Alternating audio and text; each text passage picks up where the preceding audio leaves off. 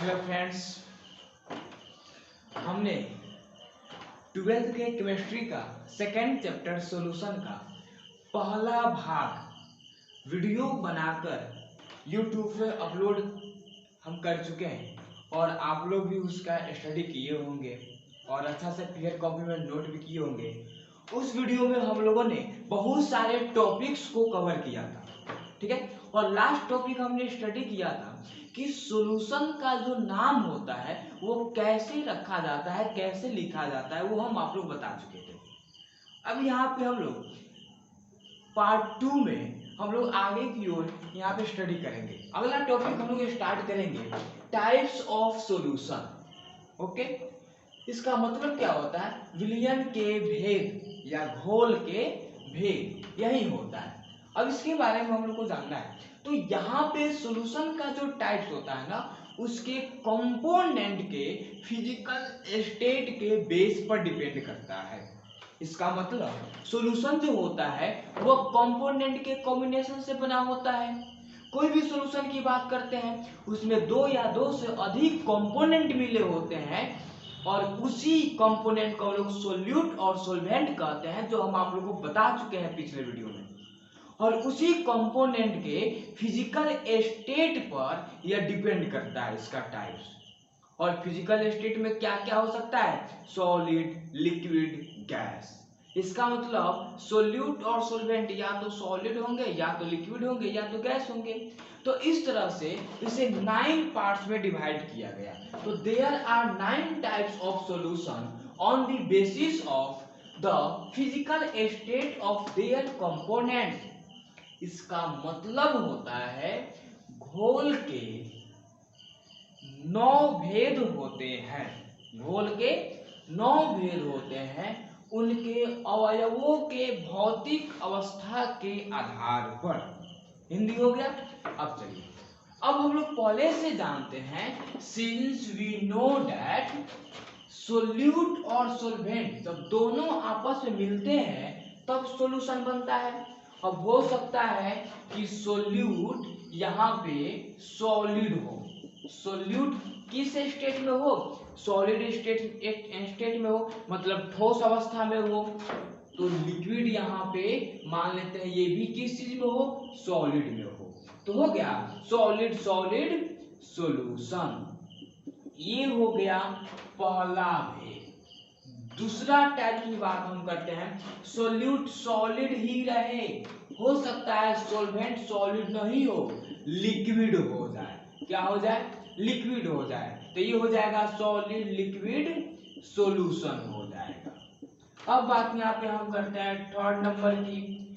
Solute यहाँ पे solid ही हो अभी, लेकिन सोलवेंट यहाँ पे लिक्विड के जगह पे गैस बन जाए तो सॉलिड गैस सॉल्यूशन हो जाएगा कि नहीं? ये सॉलिड गैस सॉल्यूशन हो जाएगा। ओके डियर्स, अब चलिए नंबर 4 की बात करते हैं। अब यहाँ पे हो सकता है सोल्यूट जो हो सॉलिड न होकर लिक्विड बन जाए। तो लिक्विड हो जाएगा तो सोलवेंट मान लेते हैं सॉलिड है, तो लिक्विड सॉलिड क्या हो गया? सॉल्यूशन। ये हो गया चौथा टाइप। अब पांचवा फिफ्थ टाइप्स के बारे में हम बात करेंगे।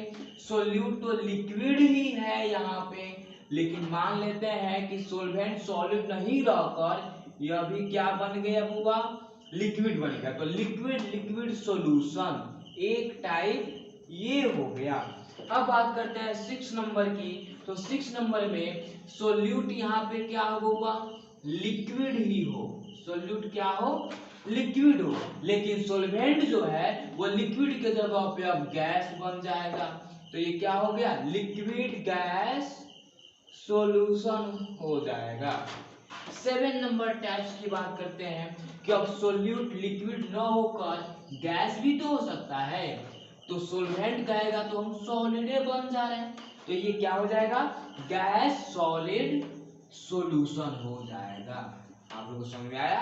अब 8 नंबर की बात करते हैं यहाँ पे कि हो सकता है सोल्यूट अभी भी यहाँ पे गैस स्टेट में हो, लेकिन सोलवेंट क्या हो जाए? सॉलिड के जगह पे लिक्विड हो जाए, लिक्विड स्टेट। तो गैस लिक्विड सॉल्यूशन ये कहला जाएगा।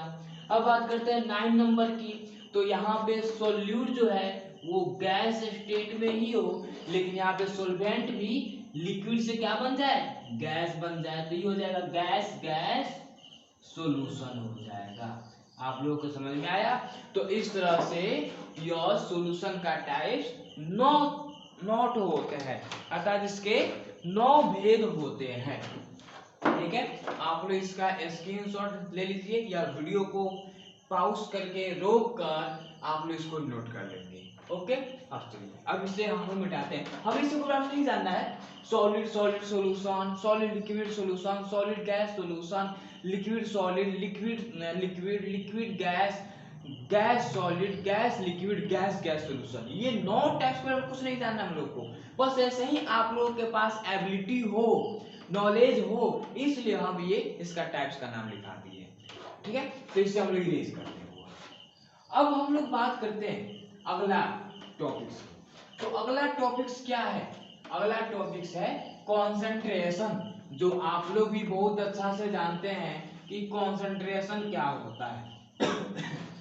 कॉन्सेंट्रेशन की बात करते हैं, उसकी हिंदी होती है सांद्रता होती है। उसकी हिंदी क्या होती है बुआ? सांद्रता होती है, जो आप लोग बहुत अच्छा से स्टडी किए होंगे क्लास 9th में ही। चलिए, तो टॉपिक हम लोग यहाँ पे बनाएंगे concentration of solution. Concentration of solution, इसका हिंदी होता है घोल या विलयन की सांद्रता। विलयन की सांद्रता, ये हम लोग को जानना है इसके बारे में। अब जानेंगे कि कॉन्सेंट्रेशन जो है वो क्या होता है। कॉन्सेंट्रेशन की हिंदी होती है सांद्रता। अब देखिए, अब किसी भी सॉल्यूशन की जो कॉन्सेंट्रेशन होती है वो उसके सोल्यूट पर डिपेंड करती है। तो इस तरह से हम लोग लिख सकते हैं बुआ कि the concentration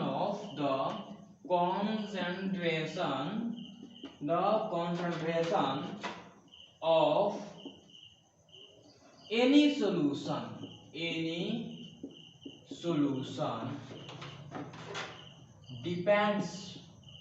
depends on the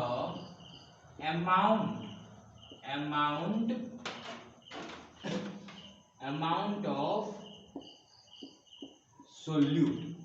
इसका मतलब क्या होता है, इंग्लिश में देख लीजिए, हम लिखे हैं the concentration of any solution depends on the amount of solute.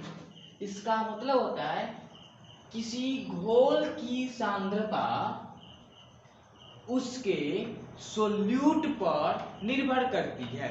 इसका मतलब क्या हुआ कि जैसे मान लेते हैं कि एक बर्तन हम यहाँ पे रख ले, एक बर्तन ये हो गया और दूसरा बर्तन हम लोग यहाँ पे रख ले। ओके, अब इस बर्तन में हमने वाटर रख लिया, इस बर्तन में हमने क्या रख लिया बुआ? वाटर रख लिया। इस बर्तन में भी हमने क्या रख लिया? वाटर रख लिया। ओके, अब इसमें जो वाटर की अमाउंट है, इसमें वाटर की जो वॉल्यूम है वो मान लेते हैं 1/2 लीटर है या 500 मिलीलीटर है। ओके, और इसमें भी जो वाटर है इसे भी मान लेते हैं, इसमें जो वाटर है यह भी 500 मिलीलीटर है। अब इसमें हमने शुगर भी मिलाया है, इसमें हमने क्या मिलाया है? शुगर, और इस शुगर का यहाँ पे अमाउंट कितना है? 100 ग्राम है। ओके, और इसमें जो शुगर हमने मिलाया है, इसमें शुगर की अमाउंट 50 ग्राम है। ओके, अब देख रहे हैं यह भी सॉल्यूशन है, इस भी सॉल्यूशन में वाटर है और क्या शुगर है, और यह भी सॉल्यूशन है, इसमें भी वाटर और शुगर है। ठीक है, लेकिन बात करते हैं कि वाटर तो यहाँ पे सॉल्वेंट का काम करेगा, ठीक है, लेकिन शुगर किसका काम करेगा बुआ? सोल्यूट का काम करेगा। और यहाँ पर भी वाटर किसका काम करेगा? सॉल्वेंट का करेगा, लेकिन शुगर यहाँ पे किसका काम करेगा, सोल्यूट का करेगा। अब फिर क्या इसमें डिफरेंस है, तो देखिए वाटर तो दोनों में इक्वल है, वाटर क्या है, दोनों में इक्वल है, कोई दिक्कत नहीं। लेकिन यहाँ पे शुगर क्या दोनों में इक्वल अमाउंट में है, नहीं है। यहाँ पे शुगर जो है 100 ग्राम है और यहाँ पे शुगर 50 ग्राम है। अब बोले कि मीठा सबसे ज्यादा मीठा कौन लगेगा, 50 ग्राम वाला कि 100 ग्राम वाला, 100 ग्राम वाला मीठा लगेगा। ये कैसे कि जैसे आप लोग खुद एक्सपेरिमेंट करके देखिएगा, 2 ग्लास रख लीजिएगा, इस ग्लास में भी आधा ग्लास पानी रखिएगा, इस ग्लास में भी आधा ग्लास पानी रखिएगा, और इसमें थोड़ा कम चीनी मिलाइएगा, इसमें थोड़ा ज्यादा चीनी मिलाइएगा। तो आप उसे मिलाकर और टेस्ट करके देखेंगे तो आपको ये पता चलेगा जिसमें कम चीनी मिलाए थे वो फीका लग रहा है, लेकिन जिसमें ज्यादा चीनी मिलाए थे वो मीठा लग रहा है। तो इसका मतलब कॉन्सेंट्रेशन इसका ज्यादा ना हुआ, जो स्वाद में अधिक लगता हो, मीठा या खट्टा या नमकीन, उसका कॉन्सेंट्रेशन ज्यादा होता है। ओके, तो वही बात यहाँ पे है। तो यहाँ पे इस सॉल्यूशन को हम लोगों ने मान लिया ए, इस सॉल्यूशन को मान लिया बी। अब यहाँ पे हम लोग देखेंगे कि सॉल्यूशन ए की कॉन्सेंट्रेशन सॉल्यूशन बी की कॉन्सेंट्रेशन से क्या हुआ, ज्यादा है, क्योंकि यहाँ पे सॉल्वेंट का अमाउंट कांस्टेंट है लेकिन सोल्यूट का अमाउंट कांस्टेंट नहीं है। तो यहाँ पे लिखेंगे हेयर मीन्स यहाँ वॉल्यूम ऑफ, या सिंपल में लिखेंगे amount of solvent in both solutions, कोष्ठ में लिख देंगे A and B are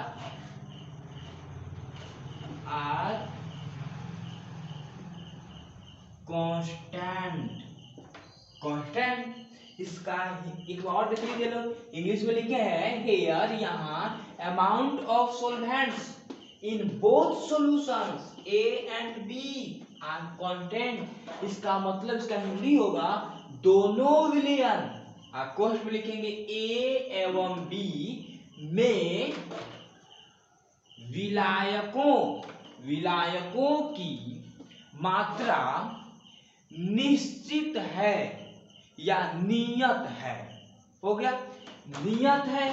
तो अब इसका मतलब क्या होगा, जब दोनों में सॉल्वेंट की मात्रा नियत होती है, कांस्टेंट होती है, तब शुगर देखेंगे, तब यहाँ पे सोल्यूट देखेंगे, तो जिसमें सोल्यूट ज्यादा होगा उसका कॉन्सेंट्रेशन भी क्या होगा, ज्यादा होगा। जिसकी सोल्यूट कम होगी उसकी कॉन्सेंट्रेशन भी क्या होगी, कम होगी। अर्थात जिसमें चीनी ज्यादा होगा वो ज्यादा मीठा लगेगा, जिसमें चीनी कम होगा वो कम मीठा लगेगा। आ गया समझ में ना। तो इसलिए यहाँ पे लिखेंगे इसलिए यहाँ पे किसका सोल्यूट ज्यादा है, सॉल्यूशन ए का। तो यहाँ पे लिखेंगे amount of solute in solution A is more than the amount of solute in solution B। इसलिए हम यहाँ पे देख रहे हैं क्या कि amount of solute in solution A is more than the amount of solute in solution B. आ गया समझ में ना। इसका मतलब क्या होगा कि विलयन ए में सोल्यूट की मात्रा विलयन बी में सोल्यूट की मात्रा से अधिक है। ओके, हिंदी में लिख लिए होंगे आप लोग। तो इसलिए हम लोग यहाँ पे क्या लिख सकते हैं बुआ, तो हम लोग यहाँ पे लिख सकते हैं क्या, तो यहाँ पे लिखेंगे हैंस, अतः यहाँ पे concentration of solution A is more than concentration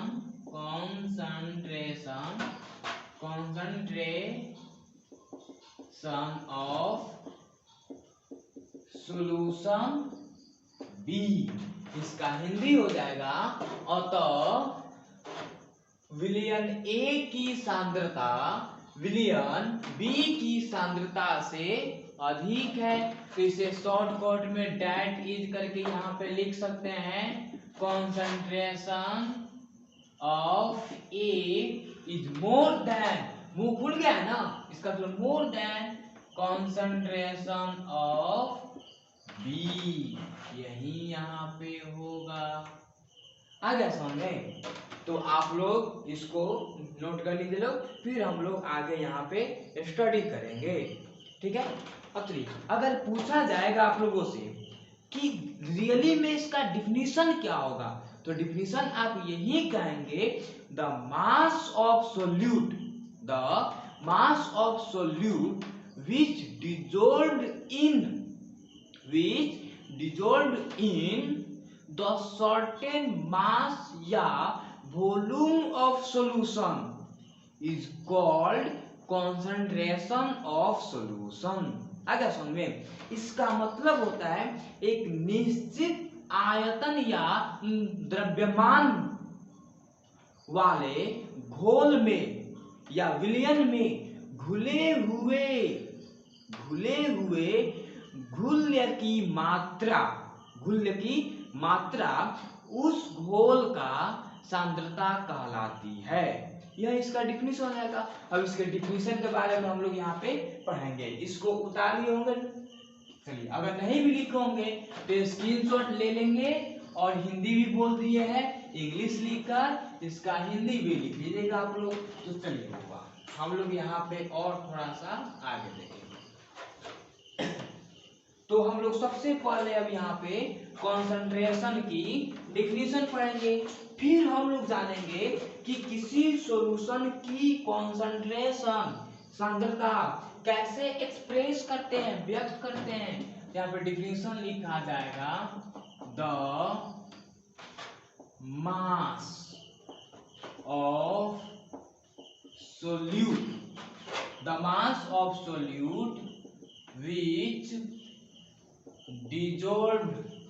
which dissolved in the certain amount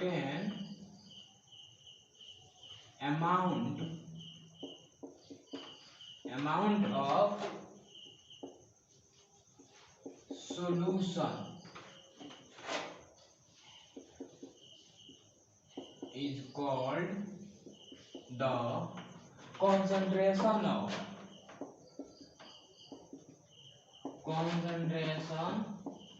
of that solution। एक बार इंग्लिश देख लीजिए आप लोग कि the mass of solute which is dissolved in the certain amount of solution is called the concentration of that solution।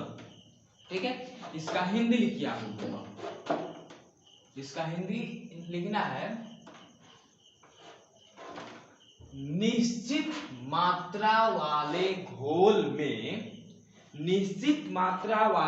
घोल में या विलयन में घुले हुए घुल्य की द्रव्यमान उस घोल की सांद्रता कहलाती है। ओके, हिंदी भी लिख लिए होंगे आप लोग, और इसके बारे में समझा भी दिए हैं, एग्जाम्पल भी दे चुके हैं। एग्जाम्पल जितना भी देंगे, जो भी फिगर बनाएंगे, सब बनाना होगा आप लोग को।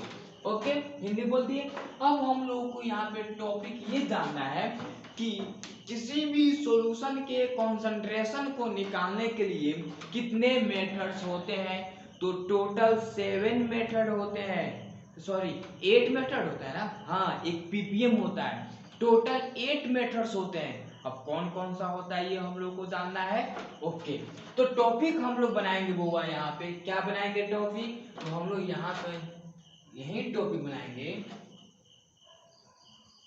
मेथड्स ऑफ एक्सप्रेशन या एक्सप्रेस ऑफ concentration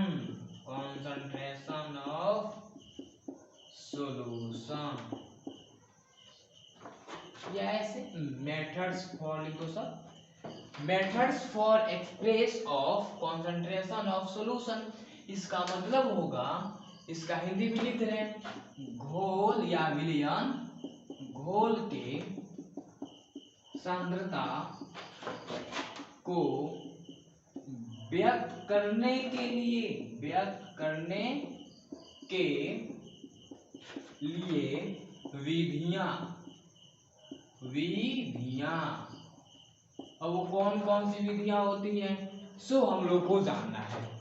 तो हम लोग ये जानने चले हैं कि किसी भी सॉल्यूशन की सांद्रता निकालने के लिए हम कितने विधियों को अपना सकते हैं। तो चलिए देखते हैं। सबसे पहला विधि जिसको हम लोग ग्राम पर लीटर कहते हैं, ग्राम पर लीटर कहा जाता है।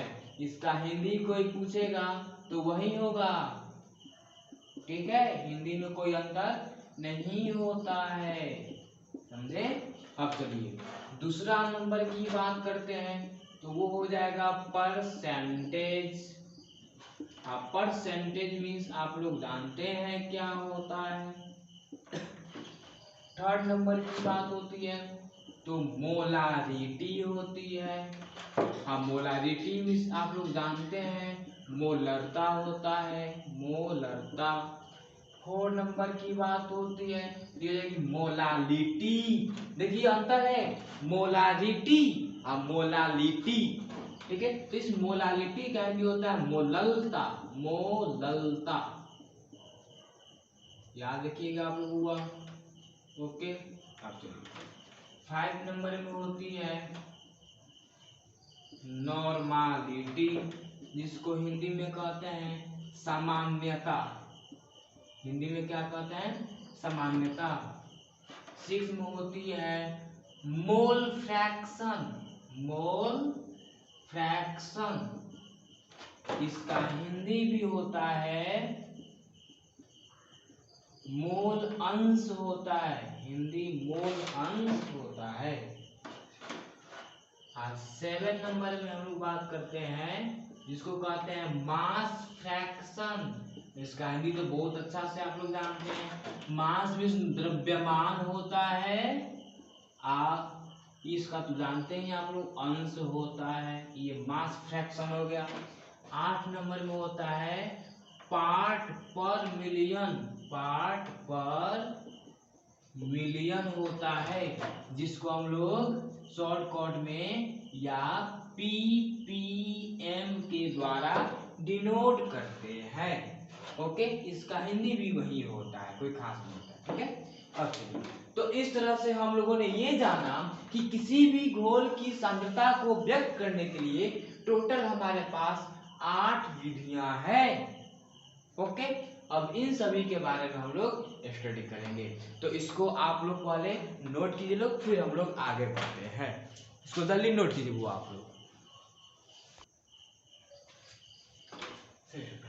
अब हम लोग यहाँ पे कंसंट्रेशन की जो मेथड्स हम लोगों ने जाने हैं 8, एक एक करके हम सभी के बारे में स्टडी करेंगे। बहुत इंपॉर्टेंट है, VVI है, ठीक है, एग्जाम में आना ही तो आना है, ठुकवा चैलेंज है, एक जरूर, कम से कम एक जरूर आता है उसमें से। ओके, तो हम लोग इसका पहला मेथड हम लोग स्टडी करेंगे, जिसको हम लोग ग्राम पर लीटर कहते हैं। ओके, इसका हिंदी भी आप लोग जानते हैं, ये होता है, ऐसे ही लिखाता है। चलिए, ये हुआ पहला टॉपिक। अब इसमें क्या होता है, ये जो पहला है इसे सोल्यूट में यूज कर देंगे, ऐसा हम सोल्यूशन में। पहला सोल्यूट और ये सोल्यूशन। तो हमेशा याद रखना सब कि लीटर, मिलीलीटर, ये जो होता है यह वॉल्यूम को इंडिकेट करता है। किसको इंडिकेट करता है? वॉल्यूम को इंडिकेट करता है। ओके, तो यहाँ पे हम लोग इसका डेफिनेशन लिखेंगे। तो यहाँ पे हम लिखा जाएगा कि the mass of solute, the mass of solute in किस चीज में? G means gram, in gram. Okay, which dissolved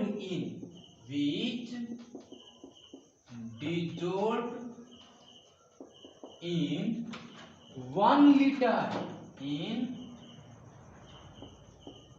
1 liter of solution is called ग्राम पर लीटर। ओके, इसका हिंदी हो जाएगा 1 लीटर घोल में, 1 लीटर घोल में घुले हुए घुल्य का,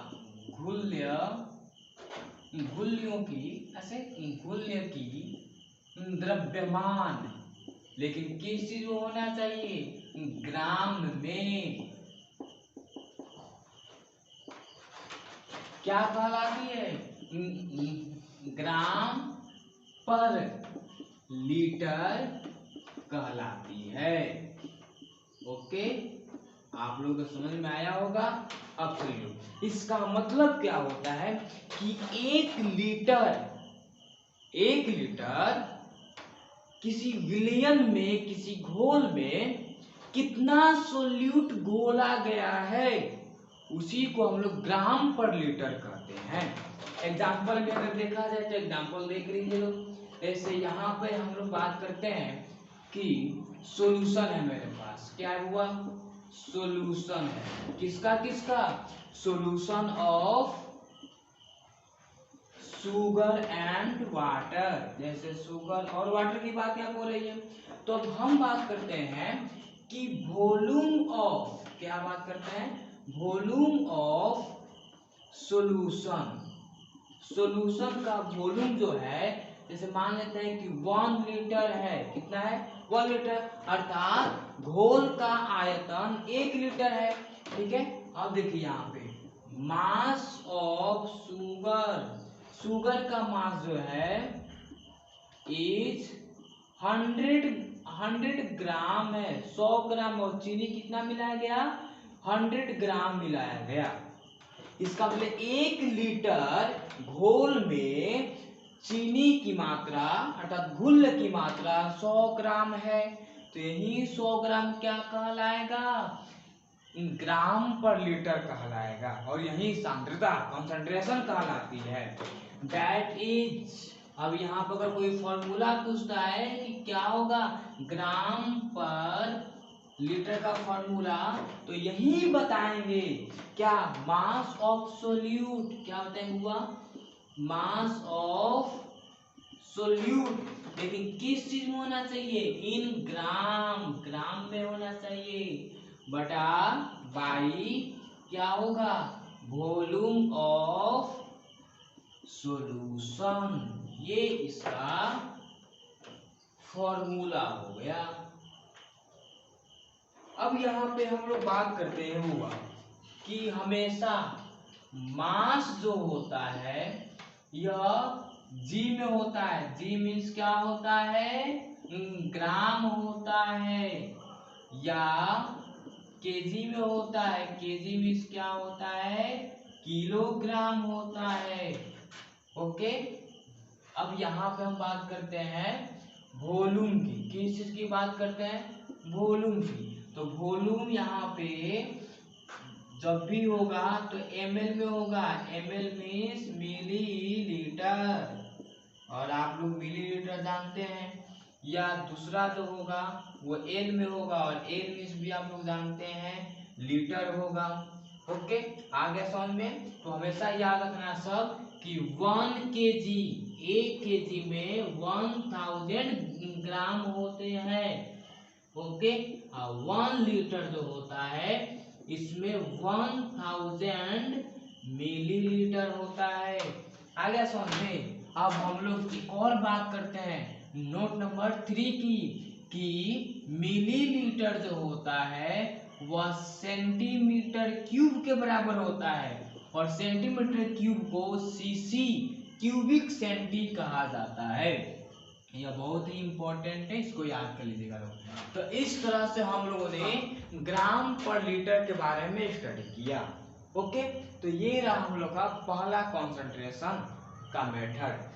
तो हम बात करते हैं कि यहाँ पे कि ग्राम पर लीटर पे न्यूमेरिकल्स, तो न्यूमेरिकल्स हम आप लोगों को बाद में बताएंगे।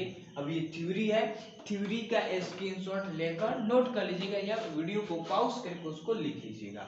ओके, और आप लोग खूब अच्छा से स्टडी कीजिए। जितना भी वीडियो अपलोड हो रहा है पूरा ईमानदारी के साथ स्टडी कीजिए।